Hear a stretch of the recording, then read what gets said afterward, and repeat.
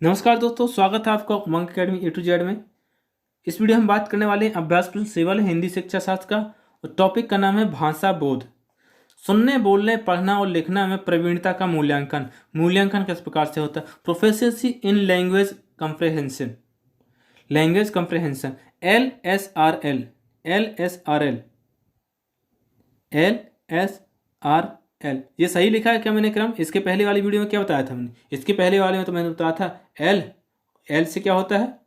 L से होता है लिसनिंग, और एस से होता है स्पीकिंग, और आर से होता है रीडिंग, और एल का मतलब होता है, एल का मतलब कुछ नहीं होता, डब्ल्यू का मतलब होता है राइटिंग। तो जो क्या है, एल यहाँ पर गलत लिखा है, यहाँ पर होना चाहिए क्या? डब्ल्यू होना चाहिए। LSRL क्या है?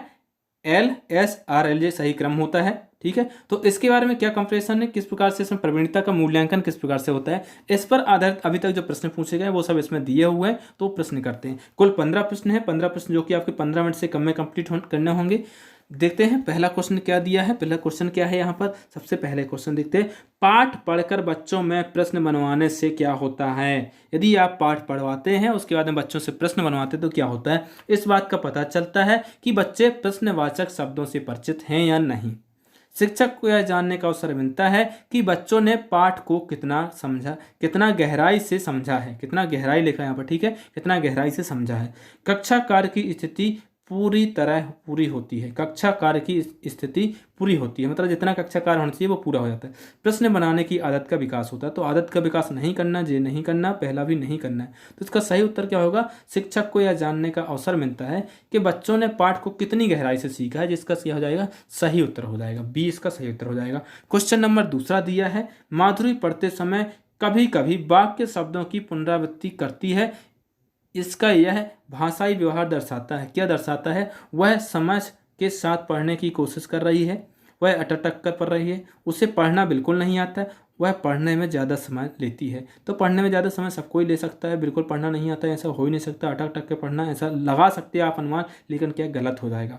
वो क्या कर रही है? वह समझ के साथ पढ़ने की कोशिश कर रही है। क्या है? समझ के साथ पढ़ने की कोशिश कर रही। मनोवैज्ञानिक दृष्टिकोण से जो है पहला ऑप्शन सही हो जाएगा, शिक्षा शास्त्र की दृष्टि से। ठीक है, तो इसका ऑप्शन क्या हो जाएगा? ए सही हो जाएगा। अब आगे बात करते हैं। क्वेश्चन नंबर तीसरा है, भाषा के सतत और व्यापक मूल्यांकन उद्देश्य। जो भाषा का सतत मूल्यांकन और व्यापक मूल्यांकन है, उसका मूल्यांकन का उद्देश्य क्या है? इस प्रश्न का उत्तर क्या होगा, ये मुझे कमेंट बॉक्स में कमेंट करके जरूर बताएं कि इसका सही उत्तर क्या होगा। कमेंट बॉक्स में कमेंट करो तो थोड़ा सा उत्तर भी लिख दो प्रश्न के साथ में, तो ज़्यादा अच्छा रहे। तो तीसरे का उत्तर क्या होगा? तीसरे का उत्तर क्या होना चाहिए? बच्चों की सीखने की प्रक्रिया को समझकर उपयुक्त शिक्षण अधिगम प्रक्रिया अपनाना। अपनी कक्षा में प्रोन्नत करने हेतु साक्ष्य जुटाना। बच्चों को अगली कक्षा में प्रोन्नत करने हेतु साक्ष्य जुटाना। बच्चों की त्रुटियों की पहचान करना, या फिर मूल्यांकन की परंपरा का निर्वाह करना।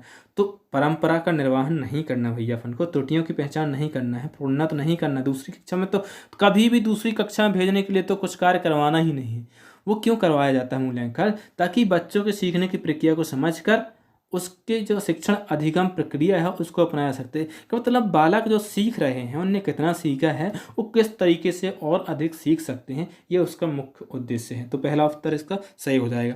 क्वेश्चन नंबर चौथा है, भाषा में सतत और व्यापक मूल्यांकन का उद्देश्य। फिर से वही क्वेश्चन है, लेकिन क्या है, ऑप्शन इसमें अलग है।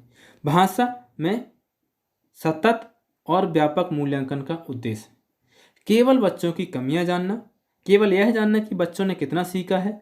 बच्चों को उत्तीर्ण अनुत्तीर्ण अनुत्तीर्ण लिखा है आपने, क्या है? अनुत्तीर्ण लिखा है, अनुच्छेद लिख गया है, तो उत्तीर्ण अनुत्तीर्ण श्रेणी में रखना। बच्चों द्वारा भाषा सीखने की प्रक्रिया को जानना समझना। सही उत्तर क्या होगा? इसका जो सही उत्तर होगा वो डी होगा। बच्चों द्वारा भाषा सीखने की प्रक्रिया को जानना और समझना इसका मुख्य उद्देश्य होता है। क्या होता है? सतत और व्यापक मूल्यांकन का। कोई से मूल्यांकन का हो उसका यही उद्देश्य होता है। तो क्वेश्चन नंबर 5 है, मौखिक भाषा के आकलन का सर्वोत्तम तरीका है। यदि आप मौखिक भाषा का आकलन करना चाहते हैं तो उसका सही तरीका क्या होगा?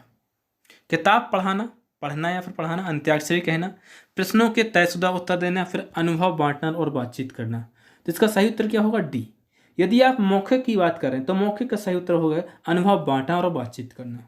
शिक्षा शास्त्र में हमेशा इस प्रकार के प्रश्न होते हैं जो कि आपकी दिनचर्या से रिलेटेड होते हैं और जो कि आज की शिक्षा पद्धति के हिसाब से देखा जाए जो भी चलता है, बच्चों को बोलते हैं जे इतना याद करके लेके आना, इतना लिख करके लेके आना, तुम जे होमवर्क करके क्यों नहीं लाए हो। जे नहीं पूछते कि उसको टाइम क्यों नहीं मिला, किस वजह से नहीं किया, क्यों करके नहीं लाए हो, कारण बहुत कम जानते, सिर्फ डांट फटकारना शुरू कर देते हैं। तो क्या है, अनुभव बांटना और बातचीत करने से क्या होता है, मौखिक भाषा का जो है सर्वोत्तम तरीका होता है आकलन करने का, मौखिक भाषा के आकलन का। ठीक है, अब क्वेश्चन नंबर 6वां है, आकलन मूल आकलन क्या है, आकलन के बारे में दिए हैं, आकलन ही बार तो लिखा, क्वेश्चन मार्क लगा इसके बाद में। तो क्या है, मूलतः शिक्षक केंद्रित होती है, आकलन मूलतः शिक्षक केंद्रित होती है, केवल यह बताता है कि बच्चे ने क्या नहीं सीखा है। भाषा सीखने सिखाने की प्रक्रिया का अभिन्न अंग है, पाठ समाप्ति पर ही किया जाता है, पाठ समाप्ति पर ही नहीं किया जाता, कभी भी चलता है, हमेशा चलता रहता है, मूलतः शिक्षक केंद्रित भी नहीं होता है, ये भी नहीं बताता कि सिर्फ बच्चे ने क्या नहीं सीखा है। क्या होता है, आकलन जो होता है भाषा सीखने सिखाने की प्रक्रिया का अभिन्न अंग होता है। तो इसका सही उत्तर क्या हो जाएगा, 6 हो जाएगा। क्वेश्चन नंबर 7वां देख लेते हैं, क्या है 7वां क्वेश्चन नंबर, भाषा के आकलन, भाषा में आकलन करने के बाद महत्वपूर्ण सोपान होना चाहिए। यदि आप भाषा का आकलन कर रहे हैं उसके बाद में दूसरा सोपान क्या होना चाहिए, उसके बाद में आकलन से प्राप्त आंकड़ों के आधार पर बच्चों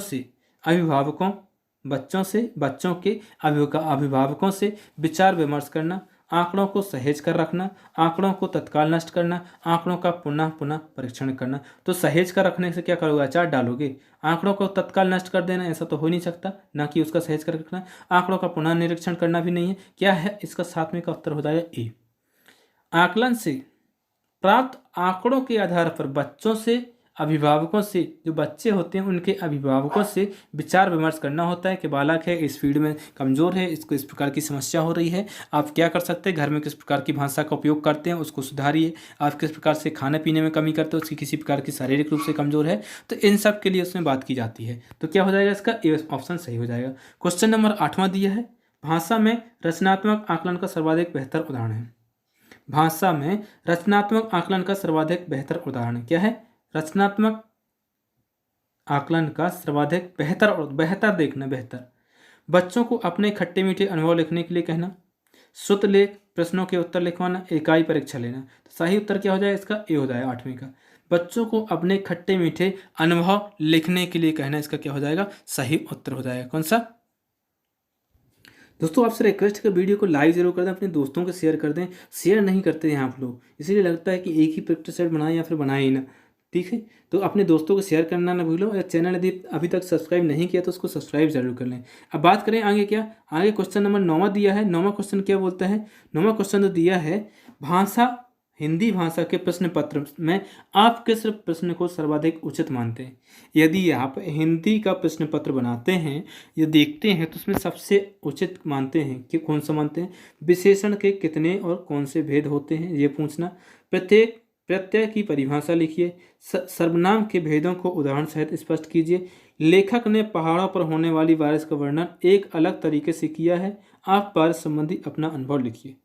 तो यदि भाषा की बात करें तो भाषा के लिए डी ऑप्शन इसका सही हो जाएगा। क्या है, अपना अनुभव लिखना, अपने अनुभव से उसकी भाषा का ज्ञान होगा। तो क्वेश्चन नंबर 10वां देख लेते हैं, विशेष आवश्यकता वाले बच्चों की भाषा का आकलन करते समय उन्हें प्रश्न संख्या में विशेष छूट देनी चाहिए, बिल्कुल नहीं देनी चाहिए किसी भी प्रकार की। उन्हें अधिक अंक देने का प्रयास करना चाहिए, बिल्कुल नहीं। उनकी क्षमता और सीमाओं का ध्यान रखना चाहिए, उनके प्रति दया भाव रखना चाहिए। तो वो दया का पात्र नहीं है, दया नहीं करना कि उसको दया करके उसको अंक दे दें, पास कर दें।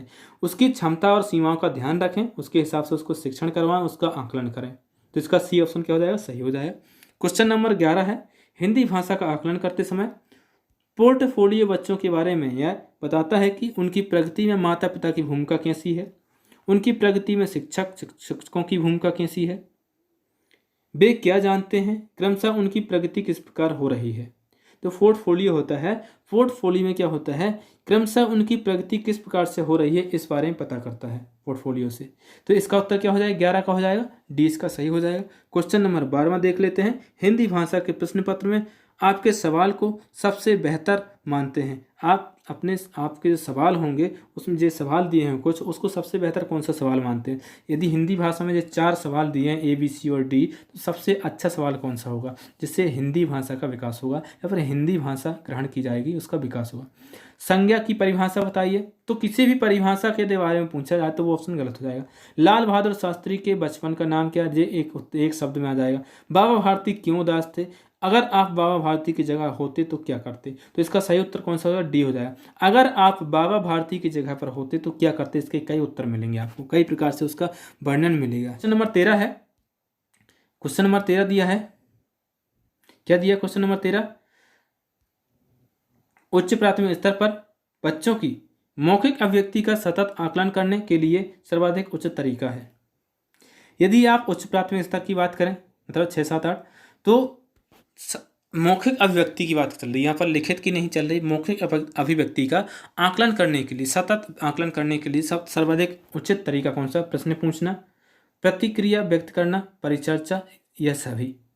तो यदि मौखिक की बात करें तो इसका सही उत्तर क्या हो जाएगा, डी हो जाएगा। डी, ये सभी, परिचर्चा भी कर सकते हैं, उससे प्रतिक्रिया व्यक्त भी करवा सकते हैं, प्रश्न भी पूछ सकते हैं। मौखिक है, प्रश्न पूछेंगे तो मुँह से जवाब देंगे, वो प्रतिक्रिया भी व्यक्त करेंगे, परिचर्चा करेंगे एक दूसरे के सामने, तो इसका सही उत्तर क्या हो जाएगा, डी हो जाएगा। क्वेश्चन नंबर 14 है, सतत आकलन का उद्देश्य यह जानना है कि, सतत आकलन का उद्देश्य यह जानना है कि क्या, क्यों जानते हैं, क्यों करते हैं सतत आकलन, बच्चे कैसे सीखते हैं, बच्चे क्यों नहीं सीखते हैं, बच्चे ने कितना सीखा है, बच्चों ने क्या सीखा है। बहुत इंपॉर्टेंट प्रश्न, कई बार प्रश्न रिपीट हुआ है, तो इसका सही उत्तर क्या होगा, इसका सही उत्तर जो होना चाहिए वो होगा सी, बच्चे ने कितना सीखा है, ये मुख्य उद्देश्य होता है सतत आकलन का। ठीक है, क्वेश्चन नंबर 15 जो कि इस अभ्यास प्रश्न का लास्ट प्रश्न नहीं है, इसमें भी 16 प्रश्न दिए हैं, कितने प्रश्न दिए, 16 ही दिए हैं मैंने। ठीक है, उच्च प्राथमिक स्तर पर हिंदी भाषा में अभिव्यक्ति परखने के लिए आप इस प्रश्न को सर्वाधिक महत्वपूर्ण समझते हैं। यदि उच्च प्राथमिक स्तर पर बात करें और हिंदी भाषा अभिव्यक्ति परख, उसको परखने के लिए सबसे अधिक महत्वपूर्ण क्या है। लोकगीत संस्कृति के परिचायक होते हैं, इस कथन पर अपने विचार व्यक्त कीजिए। आंखों पर पर्दा पड़ना मुहावरे का वाक्य में प्रयोग कीजिए। सेना ने पार्क को क्यों घेर लिया है, लेखक ने ऐसा क्यों कहा कि ताज़ा बर्फ धोखा देने वाला होता है। तो क्वेश्चन नंबर 15 है, इसका सही उत्तर क्या होगा, इसका सही उत्तर जो होना चाहिए वो होगा ए। क्या है, लोकगीत संस्कृति के परिचायक होते हैं, इस कथन पर अपने विचार व्यक्त कीजिए। विचार व्यक्त करेंगे तो एक से कई विचार निकलेंगे, बाकी इन शब्दों के उत्तर क्या होंगे, एक निश्चित शब्दों में निकलेंगे, लेकिन इसका जो उत्तर होगा वो कई शब्दों में निकलेगा। तो इसका सही उत्तर कौन सा हो जाएगा, ए हो जाएगा। क्वेश्चन नंबर 16 है जो कि इस प्रैक्टिस टेस्ट अभ्यास प्रश्न का हो, प्रैक्टिस सेट का हो, प्रैक्टिस टेस्ट का हो, उसका लास्ट क्वेश्चन है। तो प्रश्न नंबर 16 है, निम्नलिखित में से किस प्रकार के बच्चों की भाषागत रचनात्मकता का आकलन करने में सर्वाधिक रूप से उपयुक्त होते हैं। किस प्रकार के प्रश्न बच्चों की भाषागत रचनात्मकता का आकलन करने में सर्वाधिक उपयुक्त होते हैं, मतलब में ऐसे किस प्रकार के प्रश्न हैं जो कि बच्चों के यदि भाषागत आकलन करना है, भाषा की अभिव्यक्ति का रचनात्मकता, तो सबसे अच्छा उत्तर कौन सा होगा इसके लिए, सबसे अच्छा प्रश्न मुक्त अंत वाले प्रश्न, बहुविकल्पीय प्रश्न, एक शब्द में उत्तर वाले प्रश्न, सही कथन पर आधार निशान लगाव वाले प्रश्न। तो क्या होगा, इस प्रकार के प्रश्न होते हैं मुक्त अंत वाले प्रश्न, इसका सही उत्तर हो जाएगा ए। अब मुक्त अंत वाले प्रश्न कौन से होते हैं, जैसे कि आपने बोला कि 5 × 5 तो कितना हो जाता है, 10 हो जाता है, ये आ जाएगा। ठीक है, लेकिन यदि आपने जोड़ा जाए कि question mark plus question mark बराबर कितना होता है, 20 हो जाता है। ठीक है, तो आप इसको कई प्रकार से लिख सकते हैं 4 + 4 + 4 + 5 बार कर दो, 5 + 5 + 4 बार कर दो, 10 + 10 कर दो, 2 + 18 कर दो, 4 + 16 कर दो। तो कई प्रकार से जब एक प्रश्न के उत्तर एक से अधिक हो जाए, अधिक प्रकार से दे सको आप, वो होते हैं मुक्त अंत वाले प्रश्न। तो इसका उत्तर ये हो जाएगा। दोस्तों वीडियो अच्छी लगे तो लाइक करें, अपने दोस्तों को शेयर करें।